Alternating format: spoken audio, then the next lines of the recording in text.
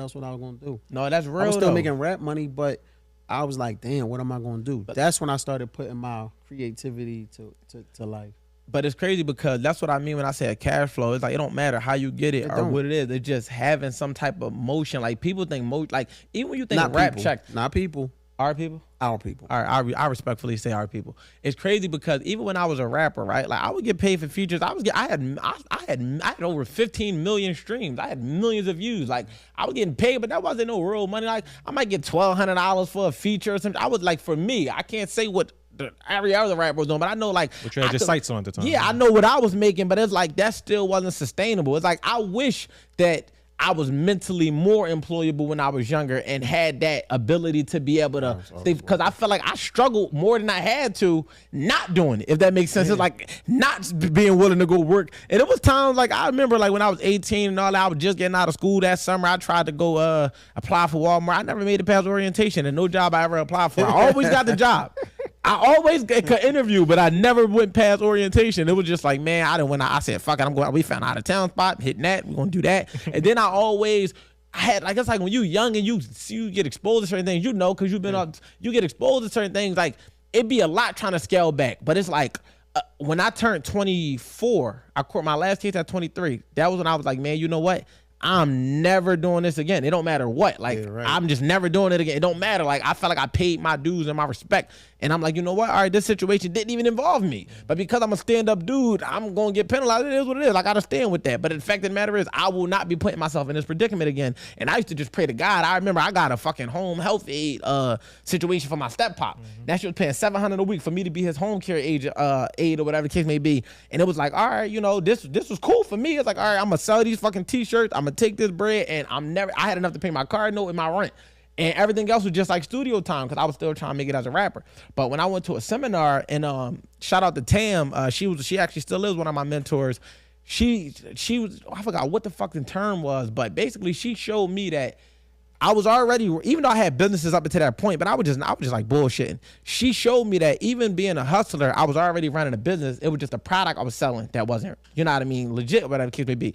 Once she made me realize that the hustle was transparent across the board, the product just had to shift. It was up for me because that's what made me realize, like, damn, if I'm when you walking around, you marketing yourself, you saying, yo, I got this for that, yo, what you paying for that? You doing market analysis and you doing competitor research. You finding out who got what for what, all how that. To scale, expand, all these different things. And when I realized that this was the same shit that's happening in business, it was like, all right, cool. But even in business, like motherfuckers try to act like it's not always what it's cracked up to be. Like we be having some slow times too. So having a gig like that pays a good amount of bread, like you a dickhead. Excuse my language, y'all know I do curse, but you an asshole. You a bit. No, I ain't gonna say all that. I try to get a lot of people jobs. You an asshole if you don't take a job though. Because like what how I talk. Go, I know. Man, go find you one that's like you ain't gotta work something, be the fucking receptionist. Go find you something that's chill overnight that fits your life. Yo, I'm telling you. Do that. Well, some people not. The only time I didn't work was when I was hustling. All my 20s and 30s, I didn't work because I was. He was moving around. Yeah. This guy's good. But it's like you like the rapper to work. If I gotta work, bro, I'm gonna work. I don't see how people can be hungry and don't work. And that's why. And every job I went to, I was cool with HR. So a lot of I know that for nigga. A fact, I offer people over all type of jobs and they won't work. But you know, when I say our people, like I said earlier, let me reiterate on that, right? Because a lot of people be like, oh, here you go, it's our people, this and the third. Yeah, I was a part of that problem too. We look at things different. We raise different. We think different. Like you're an only child, you said, right? So your mom would do things for you that the average person that was struggling wouldn't, and we would look down on you because your mom doing what she's supposed to do. Right. You sitting here saying, man, I want to buy my mom a house, but really the houses are supposed to get passed down.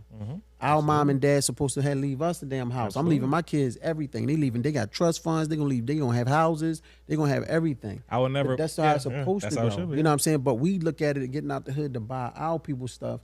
And then we if you get a car because your parents bought it, it's like, man, he didn't get that. I got mine out the mud. His parents bought him that. So why? So what? That's how it's supposed to be. Or you got case money. Whatever. If you got case money, they didn't look at your money like the nigga that got shot up and almost died making his money, which is dumb. Like, but we always a part of that problem, and it's sad that some people still are. You feel what I'm saying? It's like we look at things wrong. You get a job, and it's like frowned upon because you getting your money, but really they be the ones that win in the end. I be telling all my nephews and young boys that like when you die and you go to jail and you crippled and you paralyzed and you that mailman that was a mailman since he was 19, he gonna have benefits and health insurance and all this stuff, bro. He gonna get all the women that's tied that you can't get no more. All that stuff happened like that.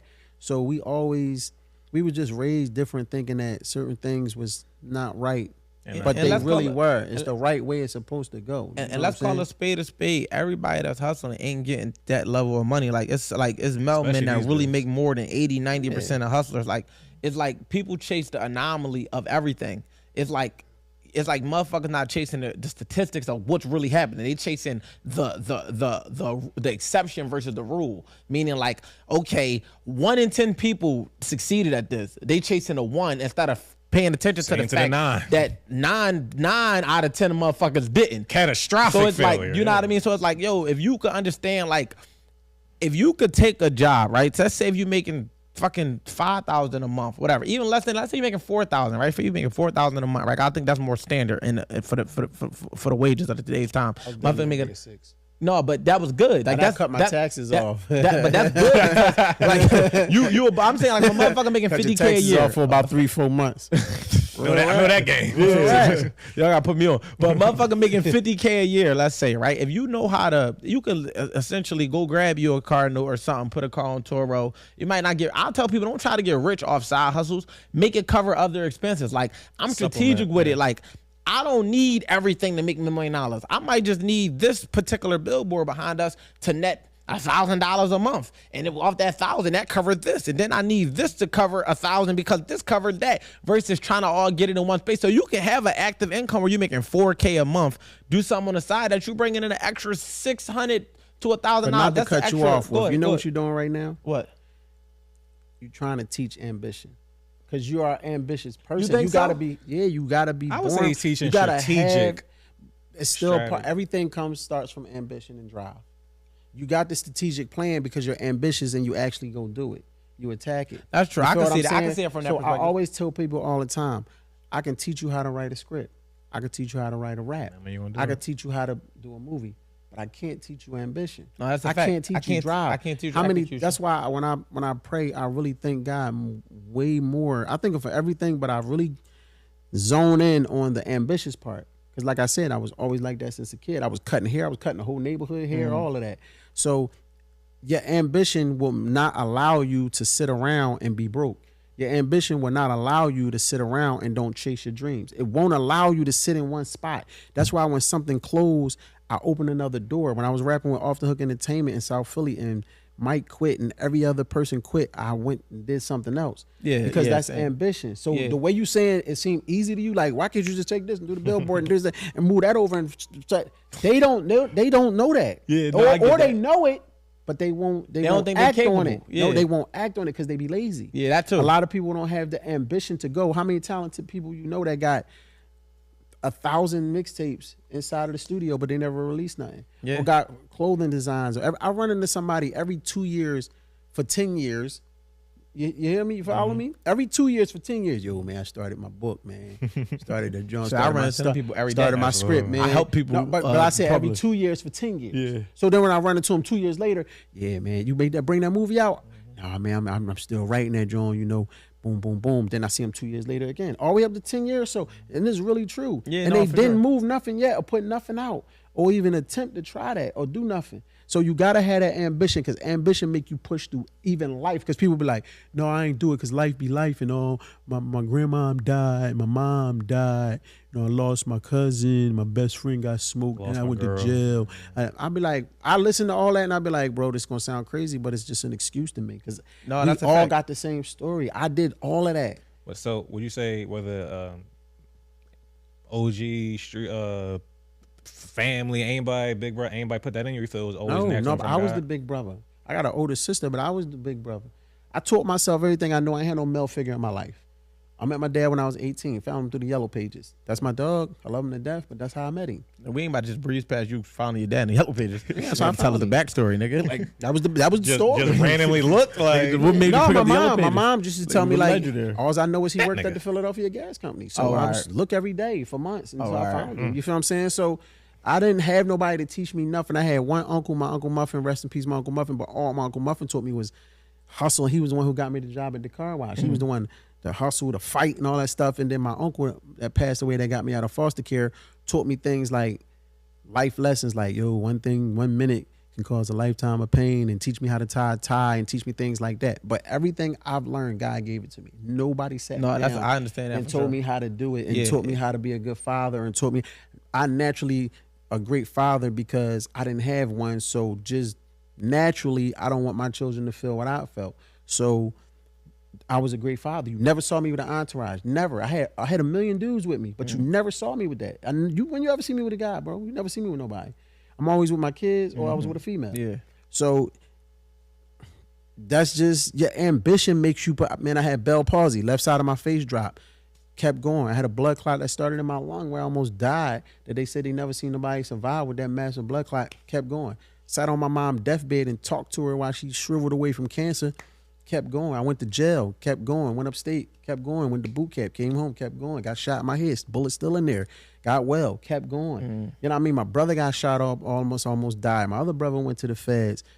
It's so much. I got the same issues everybody else, the average black man got. Then some. Damn near 90% of us, and then some, right? I came up in foster care, shelters, group home, all that. The ambition will not allow me to stop. So you have to have ambition. It be people that be telling me these stories, and I be like, I feel you. And I only can say I feel you because I went through it. Not because, we'll say things like, your mom died. You're like, damn, I know how you feel. And you don't, because your mom ain't never died. My mom's dead. That's why. So I know how I feel. You know, my best friend. You don't say I know how you feel. Exactly. But we all got a habit. I used to have a habit of doing that too. Like, I know how you feel. And I didn't know how you feel till mine died. Yeah. You feel what I'm saying? So it's like, that life be life and stuff to me is an excuse. You know what I mean? People, I'm coming to the next casting call. I'm going to do this. I'll be there for sure. But life be life. And I lost this person. I did that. All right, cool. I mean, if you just lost the person and you got to go to the funeral and all that stuff, fine. But the person's gone. Like when you say reality stuff to them, they don't get it. The person's gone. No, yeah. I can't sit around and sob on it all day and be mad about it. I'm gonna be still hurt tremendously. But you got to carry. You got to find a way to carry with you. You know what I'm saying? You got to carry with you. What you gonna do? Sit there and destroy yourself? Self-destruct. So with no excuses, man. The ambition make you fight through everything. The ambition will not let you sit around. No, I agree, bro. You got all the talent in the world. I wasn't the most talented rapper. I knew how to rap.